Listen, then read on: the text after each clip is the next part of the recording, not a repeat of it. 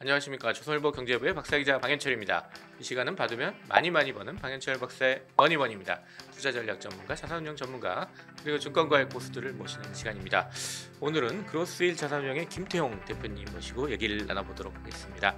안녕하세요. 예, 안녕하십니까. 네, 김태용 대표는 예전에 한번 저희 오랜만에 나오셨죠? 오랜만에 나왔습니다. 나오셨습니다. 네. 간단하게 소개드리면 여의도의 스타 매니저 출신의 지금 자산운용사 대표, 이렇게 요약해서 말씀드리면 되겠는데, 2012년에 이제 자산운용사 독립적으로 만드셨죠. 그래가지고 글로스힐 자산운용으로 이제 2015년에 자산운용사로 변환을 하시고, 지금 한 운용자산 보니까 작년 말 현재 한 6,400억 정도? 네, 그 정도 맞습니다. 되는 것 같아요. 네. 오늘 나눠볼 얘기는 이제 하반기, 이제 거의 또 상반기 다 지나고 하반기가 다 되니까 하반기 시장 전망하고 투자 전략 이런 걸 얘기를 해보도록 하겠습니다. 상반기는 상당히 한국이나 미국 시장 다 어려웠어요. 근데 하반기는 좀 어떻게 될지 좀 그런 큰 얘기를 한번 해보도록 하겠습니다. 네. 하반기 일단 전반적으로 좀 전망을 먼저 해보죠. 크게. 네. 지금 주식 상황이 굉장히 어렵잖아요. 네. 굉장히 어렵고 사실 이제 하반기 전망도 쉽지는 않더라고요. 네, 아무리 그렇죠. 오랫동안 이 업계에 있었어도 음. 지금같이 이런 변수가 많이 나타나고 그다음에 불확실한 것들이 많은 때가 별로 없었던 것 같아요. 그래서 저희가 70년대 오일 쇼크 때도 한번 비교해보고 다양하게 봤거든요. 네. 근데 어쨌든 중요한 거는 이 변수들이 하나씩 잡히는 때가 이제 하반기 중에는 나올 거다라는 생각은 좀 들어요. 그러니까 네. 예를 들면은 고유가라든지 전쟁이라든지 또는 물가 수준에 대한 압력이라든지 이런 부분들이 지금이 제일 강하게 비관적인 때인 것 같고요. 네. 하반기는 한두 개씩은 이제 풀릴 것 같다라는 생각이 듭니다. 그래서 네. 이제 지금의 이제 주식시장을 끌어내리는 제일 큰 요인이 아무래도 물가랑 그다음에 이제 기타 공급망 차질 이런 것들이잖아요. 그러니까 네. 이런 부분들이 해소가 되는, 예를 들면 전쟁이 끝난다든지 아니면은 이제 증산을 해가지고 원유 가격이 떨어진다든지 이랬을 때가 이제 약간 상승의 카탈리스트가 될 것 같고요. 그리고 이제 결론적으로는 지금보다는 나을 것 같아요. 네, 하반기가. 아무래도 지금 상반기가 상당히 어려우니까 너무 안 좋아서요. 네, 하반기에 좀 기대를 해보는 네. 그런 생각을 한번 얘기를 해보도록 하겠습니다. 네네. 세부적인 주제를 가지고 좀 얘기를 해보죠. 먼저 이제 말씀하신 대로 인플레이션, 이게 상당히 지금 문제인데, 이 인플레이션이 어느 정도 이제 고공행진을 할 것 같다, 이런 전망들이 많이 나오는데, 또 그래도 피크는 치고 어쨌거나 이제 꺾이는 시점이 오지 않겠느냐, 이런 얘기도 나옵니다. 인플레이션은 좀 어떻게 봐야 되고, 그거에 대응해서 또 미 연준이 되게 긴축을 세게 펴고 있는데, 네. 그럼 미 연준의 긴축 정책은 어느 정도 될 건지 좀 크게 한번 보죠. 예. 네. 지금 인플레이션이 과거하고 다르게 이제 세 가지 정도로 이렇게 나눠지고 있는 것 같아요. 그러니까 인플레이션이 하나는 공급망 병목 현상, 네. 코로나가 영향이 제일 컸었던 것 같고, 그 다음에는 에너지 가격, 전쟁과 같은 그런 리스크 때문에 생긴 에너지 가격의 폭등, 그런 게 있고, 세 번째로 제일 중요한 실제 경기 요인. 그러니까 워낙 경기가 나쁘지 않거든요, 사실은. 네. 예, 워낙 소득도 많이 경기가 올라가고 좋으니까 물가가 올라간 측면도 네. 있죠. 네, 예. 실수요에서 촉발되는 그러한 부분이 있습니다. 그래서 네.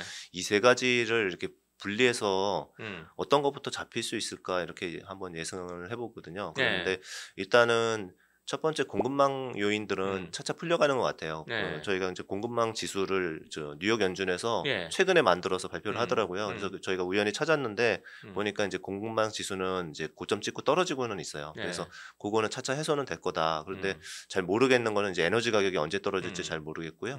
그 다음에 경기 실질적인 요인들은 이제 지금 금리 올리는 속도나 네. 또는 이제 실제 유동성 회수하는 속도로 봤을 때는 약간 쿨다운은 될 것 같습니다. 그래서 전체적으로는 이제 물가 자체는 떨어지는 거는 맞는 것 같은데 그 정확한 시점 맞추는 건 좀 어려울 것 같고 저희가 봤을 때는 한 3분기 정도가 될 것 같습니다. 네. 네. 그리고 이제 인플레이션이 꽤 높고 이제 미국이 이제 미 연준이 긴축을 해가지고 이제 조금 수요를 좀 줄이면서 이제 물가를 잡으려고 하잖아요. 그러면 네. 이제 또 일각에서 나오는 우려는 이렇게 또 수요를 좀 낮추면은 경기 침체까지 가는 거 아니냐. 네. 네. 미 연준 연착륙 할 수 있다. 이런 얘기 하고 있지만, 그러니까 경기 침체 없이도 물가를 잡을 수 있다. 이렇게 얘기를 하고 있는데 경기 침체까지 가는 거 아니냐. 네. 이런 저기 우려가 네. 월가 일각에서 나오고 있어요. 그래서 이걸 소위 뭐 스태그플레이션 우려, 뭐 1970년대식의 스태그플레이션이 온다, 뭐 이런 우려들이 나오고 있는데 요거는 좀 어떻게 보세요? 네. 요새 그 얼마 전에 물가 발표하고 난 다음에 이제 사실 그 물가가 서프라이즈 나와서 이제 주가도 빠지고 그다음에 금리 인상 속도도 확 올라갔잖아요. 네. 예, 그러니까 그런 기반으로 보면은 그런 경기 침체 확률이 높아지고 있는 거는 사실인 것 같아요. 네. 그러니까 이것도 확률로 생각을 해야지 이제 뭐 온다 안 온다 이렇게 딱 이분법적으로 나눌 수는 없거든요. 왜냐면은 예를 들어 지금 뭐 여름에 전쟁이 끝나고 에너지 가격이 크게 하락을 한다. 예를 들어 그렇게 된다 그러면은 경기 침체까지 안 가고 이게 컨트롤할 수는 있을 거거든요. 네. 예. 어차피 지금의 문제는 딱 하나인 물가, 굉장히 높은 물가잖아요. 그런 부분들이 있기 때문에 불확실성은 분명히 있습니다. 그렇지만은 저희가 늘 그래도 합리적인 선택을 해야 될 때 봐야 되는 펀더멘탈이라는 게 있잖아요. 예, 거기서 이제 한번 볼게요. 이 경제 시스템을 한번 보면은 네. 제가 이제 그림을 그려놓은 게 뭐냐면은 가계, 기업, 그다음에 정부 이렇게 세 개를 그려놨어요. 네. 잘 아시다시피 가계는 저희 같은 가구들의 소득이 가계가 되는 거고요. 네. 그다음에 그 세 개의 경제 주체가 경기를 만들어 나가지 않습니까? 그런데 이제 정부의 그 전체적인 자산 규모가 많이 늘어났는데 한 9조 달러 정도 됩니다. 네, 그래서 원래는 한 4조 달러 됐다가 이제 그 코로나 나오고 난 다음에 9조 달러까지 간 거죠. 네. 그런데 이제 그 가계 같은 경우는 한 160조 달러 정도 됩니다. 그러니까 굉장히 크죠. 그다음에 기업이 한 55조 달러 정도 됩니다. 그래서 그 세 가지 주체에서 지금 정부가 긴축하는 거에 포커스가 돼 있고 9조 달러를 얼마까지 줄일 거냐, 한 2조 달러 줄이면 이거 난리 나는 거 아니냐, 이제 이렇게 생각을 하고 있는데 네. 굉장히 큰 영향을 주는 건 맞습니다. 그렇지만은 이게 지금 가계나 기업이 못 버틸 정도, 그 펀더멘탈이 흔들릴 정도로 큰 거냐, 이런 부분에서는 사실 건전성이나 여러 가지 측면에서는 꽤 튼튼하다. 이 부분을 좀 말씀드리고 싶어요. 그래서 경기 침체 확률은 높아지고는 있지만은 저는 개인적으로는 안 갈 가능성도 높다, 이렇게 생각을 하고 있습니다. 이제 네. 그래서 이제 하나씩 보면은 네. 가계 같은 경우는 지금 임금이 중요하잖아요. 네. 예, 그러니까 소득이 중요하고 소득이 늘어나야 그걸로 소비를 하니까 그렇죠. 굉장히 중요한데 물가가 올라가는 만큼 빠른 속도로 따라서 소득도 올라가고 있는 거는 사실입니다. 임금도 많이 따라 올라가고 있는 예, 그렇습니다. 상황이다. 그래서 한 뭐 어떤 기준으로는 11%였는데 기업에서 주는 기준으로는 한 6, 7% 정도 네. 이렇게 올라가고 있어요. 그러니까 네. 그 지금 인플레이션이 8%대니까 조금 모자르긴 하는데 그래도 올라가고 있다라는 거죠. 그래서 그리고 지금 이제 실업률이 3.6이니까 네. 그러면은 완전 고용이거든요. 미국 입장에서는 지금 완전 고용이 다 됐고 그 다음에 소득은 올라가고 있기 때문에 경제 주체들이 예를 들어서 뭐 부채가 너무 많거나 또는 소득이 줄거나 실업이 늘어나면은 그러면 그게 이제 경기 침체잖아요. 네. 네. 근데 그러기에는 지금 체력은 굉장히 튼튼하다라는 거 하나. 그다음에 또 하나는 미국의 이제 GDP 구성 자체가 소비가 70%를 70% 된다고 하죠. 차지를 하죠. 예. 그래서 소비의 주체인 그 고용 시장이 굉장히 튼튼하고 오히려 구직난이 아니라 구인난이잖아요. 그렇죠. 네, 예. 그러니까 기업들이 사람이 없어서 못 뽑는 이런 상황이기 때문에 이제 괜찮고요. 네. 과거에 보면은 그래도 뭐 가계부채가 엄청 어마어마하고 그러니까 이제 그때 과거에도 금융위기가 오지 않았냐 이렇게 네. 보는데 가계부채 많을 때 금리가 올라가면은 위기가 온다, 뭐 이런 얘기 많이 예, 하잖아요. 그 맞는 말씀이죠. 네. 네, 맞는 말씀인데 지금 그럼 체력이 어느 정도냐 봤을 때 이걸 보시면은 한국하고 좀 달라요. 그러니까 뭐냐면은 가처분 소득 대비해서 부채 비용. 네. 그러면 그냥 그 소득 대비 부채로 봐도 똑같은 차트예요. 네. 그래서 네. 이것만 그냥 갖고 왔는데 뭐냐면은 그 비용이 과거 대비 한 40년 동안 그려보니까 제일 낮은 수준이에요. 네. 그래서 미국 가계는 상당히 건전한 수준이다 지금. 네네, 그렇게 부채가 많지 않고요. 금리가 올라가면 당연히 부담은 되겠죠. 부담은 되겠지만은 이게 그 어떤 금융 위기까지 올 수 있을 정도의 그 정도 레벨은 아니다. 여기 차트에서도 보시면 2008년도가 이제 그 우리가 기억하겠지만 네. 리만 사태 이후에 가계 버블도 터지고 금융사들도 상당히 어려움을 겪었잖아요. 네. 근데 이제 그때 레벨하고 비교해 보면은 지금은 거의 뭐 확 떨어져 있는 수준이네요. 확 떨어져 있는 수준입니다. 그리고 기업은 중요한 거는 기업적으로 보면 네, 사실 저희가 뭐 S&P나 코스피에 투자하는 이유도 기업 전체의 순이익의 합을 가지고 그거를 시가총액을 몇 배냐 이렇게 얘기하는 게 뭐 10배다 뭐 이렇게 얘기하는 거잖아요. 네. 그러니까 기업이익이 그만큼 제일 중요한 네. 주가 시장의 펀더멘탈인데 기업이익 같은 경우는 사실 그 3월 달 거를 제가 한번 계산했고요. 음. 그다음에 최근 거를 계산해 봤는데 네. 놀랍게도 별로 빠지진 않았어요. 그러니까 예상치가 올해 전체 이익의 예상치가 별로 안 빠졌고요. 한국은 조금 올라갔어요. 근데 왜 그럴까? 이거 왜냐면은 주가도 올라가고 임금도 예. 올라가면 비용이 늘어날 것 같은데 그래서 이익이 줄 것 같은데 줄 것 같죠. 그다음에 네. 이제 뭐 나스닥이나 이런 빅테크 업체들 다 네. 2분기 전망하면서 음. 가이던스 낮춰가지고 막 주가 폭락했잖아요. 네. 네. 그런데 왜 안 빠지지 봤더니 에너지 기업들이 올라가서 그래요. 그러니까 유가 올라가고 소재 가격 올라가고 이러니까 인플레이션을 반영을 한 기업들의 이익 전망치가 올라가고 나머지 그렇지 않은 기업들이 이익이 확 깎인 거죠. 근데 전체를 묶어놔 플러스 보니까 마이너스 있으니까 그걸 합쳐 보니까 예. 오히려 좀 빠지지 않거나 오히려 늘어나는 예, 이익이. 한국은 좀 늘어났고 예. 미국은 이제 빠질 건데 네. 조금 별로 생각보다 안 빠졌다는 거죠. 그러니까 이제 여기서 중요한 거는 이제 개인 투자자분들이 주식하기 참 어렵다 이렇게 생각드는 게 저희 같은 경우는 그냥 정유사도 사고 뭐 에너지사도 사고 막 그렇게 바로 대응을 하거든요. 종목을 많이 가지고. 근데 사실은 이제 뭐 정유사 바로 따라서 사기도 또 쉽진 않잖아요. 그렇죠. 개인분들이 직접 예, 하시기에는. 예. 그래서 이제 그런 쪽에서 좀 어려움이 개인 투자자는 있으셨는데 좀 어려운 시장이지만 네. 여튼 침체까지는 안 갈. 예, 그 정도 기업 지표다. 펀더멘탈도 아니고요. 네. 두 번째로는 기사 보신지 모르겠지만은 미국이 주가가 많이 빠지니까 자사주 매입을 엄청나게 했어요. 미국 기업들이. 그래서 미국 기업들은 사실 자사주 매입 소각을 연 한 1조 달러 정도 가까이 해요. 굉장히 네. 많이 하죠. 예. 네, 1조 달러면은 뭐 연준이 3조 달러 풀었다고 막 그러던데 1조 달러 매년 합니다. 그런데 이번에는 상반기만 한 600조 원.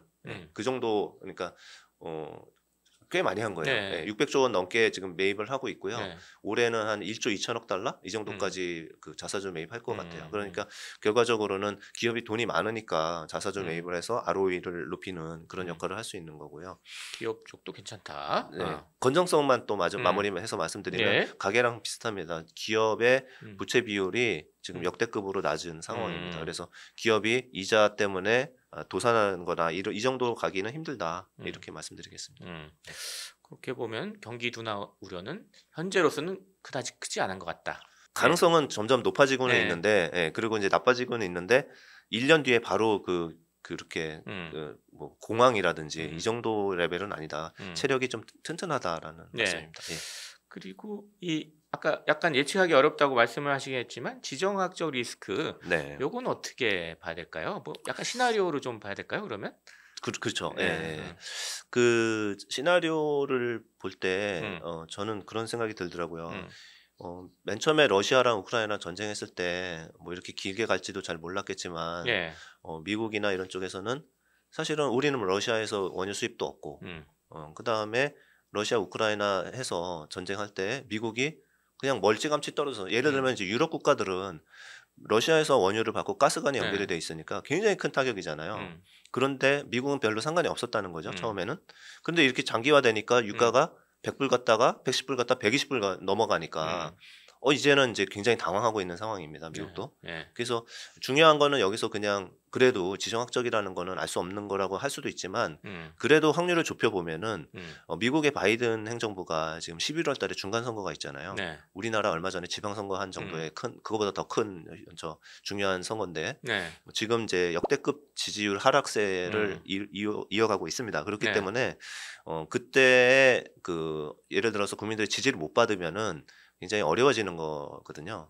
그래서 국민의 지지를 받으려면은 지금 못 살겠다. 마트 갔는데 맨날 자고 일어나니까 물가 올라간다. 네. 휘발유 가격 때문에 힘들다. 이렇게 되면은 정부 탓이 아니어도 지지율 떨어집니다. 무조건. 예, 경제가 제일 중요하기 때문에. 그래서 11월에 물가를 잡으려고 그러면은 적어도 7, 8월부터는 뭔가 작업을 해야 돼요. 그래서 이제 두 가지를 생각을 한 게 뭐냐면 첫 번째는 지금 한참 일어나고 있는 현상인데 네. 예를 들어 베네수엘라 원유 증산해라. 원래 이제 베네수엘라나 이란 같은 경우는 핵 문제나 아니면은 이런 것 때문에 미국이 제재를 조치를 하고 있는 그래서 국가예요. 적대국으로 이제 분류하고 있죠. 그렇죠. 미국은. 예. 네. 근데 이제 이런 국가들한테 화해 음. 제스처 이렇게 하면서 원유 증산하라고 요청을 좀 하고 있는 상황으로 알고 있고 네. 그다음에 사우디도 이제 다음 달에 방문을 할 거예요. 음. 바이든 대통령이. 근데 사우디하고도 관계가 틀어졌었죠. 옛날 언론인 살해 사건도 있었고 이러면서. 네. 이게 이제 다시 유화책으로 음. 바뀔 것 같습니다. 그래서 음. 어떻게든 오페크 증산을 하건 해서 단기적으로라도 유가를 잡을 생각을 하겠죠. 네, 그거는 근데 미봉책이에요. 그렇게 해봐야 뭐 200만 배럴, 300만 배럴밖에 안 될 것 같고요. 반면에 이제 장기적으로 잡으려고 그러면은 결국은 러시아 우크라이나 전쟁이 끝나면 되겠죠. 네. 네, 왜냐면은 금수 조치가 러시아에서 원유가 안 나오는 걸로 되는 거잖아요. 네, 그러니까 그때는 가장 큰 예, 타격을 받은 거죠. 유가가 예. 타격을 받은 게. 예. 사실은 제가 이제 EIA 리포트 보고 이러니까 공급 수급은 공급이 더 많다고 그러더라고요. 연말까지 가면은 공급이 더 많아요. 지금 거의 다 지정학적인 문제 때문에 지금 발생하는 겁니다. 결국은 그래서 뇌피셜이 될 수도 있지만은 저는 여름에는 이 전쟁을 빨리 끝내야 된다. 안 그러면 미국도 굉장히 더 어려운 경기 침체에 빠진다. 이게 이제 제 생각입니다. 네. 뭐라고 이런 뭐 시나리오를 좀 갖고 좀 네. 시장을 대응할 필요가 있다. 그렇죠. 이렇게 네. 보면 되겠고요. 또 이제 국내로 좀 돌아와 보면 이제 지금 계속 이제 외국인 자금이 국내 증시에서 빠지는 게 또 이슈잖아요. 국내 증시는. 이게 언제쯤 돌아올까요? 계속 돌아올까 안 돌아올까 제가 그걸 여쭤보고 있는 것 같은데. 예. 네. 좀 시간은 좀 걸릴 것 같은데 네. 상대적으로 그렇게 나쁘진 않아요, 한국이. 그래서 제일 중요한 거는 외국인이 지금 못 들어오는 이유는 환율이 제일 크겠죠. 그래서 우리 같은 경우는 그냥 주가만 올라가면 되는데 걔네들은 환에서 손해 보면은 손해잖아요. 네, 그렇기 때문에 지금 원화 환율이 더 이상 약세로 가지 않는 확신이 있어야 들어온다. 근데 그러려면은 제일 중요한 건 또 유가 얘기를 할 수밖에 없는 게 우리나라나 일본이나 에너지를 100% 수입하기 때문에 유가 올라가면은 무역수지 적자가 계속 납니다. 그래서 무역수지 적자가 나는 환율이 좋아질 수는 없는 거고요. 네. 그리고 지금 이제 유가가 떨어지지 않기 때문에 그게 꺾이는 걸 보고서 살 가능성이 상당히 높고요. 지금 무역수지가 지금 한 달 빼고는 4개월째 지금 적자거든요. 적자였죠. 적자였고 유가가 안 떨어지면 또 계속 적자가 유지될 겁니다. 그렇지만 수출도 나쁘진 않아요. 지금 좋은 상황인데도 워낙 수입이 원유 가격이 지금 수입이 올라가지고 크니까 이제 이런 상황입니다. 그래서 그거의 바로미터 또는 시기도 마찬가지로 전쟁 끝나는 게 이제 카탈리스트가 될 것 같고요. 그리고 이제 제가 사실은 이제 저것도 비교를 해봤어요. 네. 이제 과거 오일 쇼크 때 왜냐하면은 지금 저희도 이제 실수를 한 게 한 10년 사이클, 20년 사이클 안에서 그 바운드리 안에서 주가 지수를 좀 예측을 하려고 그랬거든요. 네. 근데 지금의 물가 수준은 역사적으로 지금 태어나서 경험하지 못하신 분들도 많은 정도로 높은 수준이잖아요. 그러니까 이제 50년 전으로 거슬러 올라가서 그때 1차 오일 쇼크, 2차 오일 쇼크가 났었을 때 물가가 12%가 넘어섰거든요. 지금 8%대니까 이제 더 갈 수도 있죠. 그렇게. 근데 이제 그때랑 비교를 하는 게 중요한 것 같아요. 그래서 그것도 한번 보죠. 한번. 예, 네. 여기 제가 일부러 이제 요게 되게 중요한 슬라이드긴 해서 요 표를 오일 쇼크 때 표를 갖고 왔는데 네. 보면은 이제 그 73년도에 오일 쇼크가 첫 번째로 일어났던 거는 역시나 전쟁이었습니다. 지금이랑 굉장히 비슷합니다. 그래서 갖고 왔고 그때는 이제 이집트하고 이스라엘하고 전쟁이 있었죠. 중동 전쟁. 그러면서 전쟁은 금방 끝났습니다. 러시아랑 미국이 개입하면서 금방 끝나긴 했었는데 그래도 금수 조치들이 좀 있었고요. 이거는 이 미국에서 금수가 아니라 자체적으로 아랍 국가들이 수출을 원유를 그러니까 무기화 이스라엘하고 친한 나라들하고는 석유를 주지 않겠다. 뭐 그랬던 거죠 그때. 그렇죠. 무기화한 거죠. 네. 원유를 무기화했어요. 그리고 이게 재미있는 게 이거 끝나고 난 다음에 어떤 현상이 일어났냐면 실제 미국이 원전 200기를 짓는 거를 2년 뒤에 발표를 하고요. 프랑스는 완전히 원전을 주 에너지원으로 지금도 그렇게 해서 정책이 가버렸고 영국 같은 경우는 북해 원유 채산성 안 나오는 원유를 개발하기 시작을 해서 지금 그쪽에 이제 의존도가 높은 편입니다.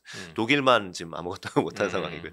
그래서 잠깐 여담이었는데 어쨌든 그런 정책들이 나오죠. 그래서 이제 그때 오일 쇼크가 나면서 CPI가 물가가 12.5까지 갔습니다. 그런데 이제 그걸 말씀드리는 이유가 거기서 이제 중요한 꼭 보셔야 될 부분은 뭐냐면 12.5까지 갔다가 떨어지기 시작했잖아요. 그때 나스닥이 또는 S&P 500이 상승하기 시작을 했어요.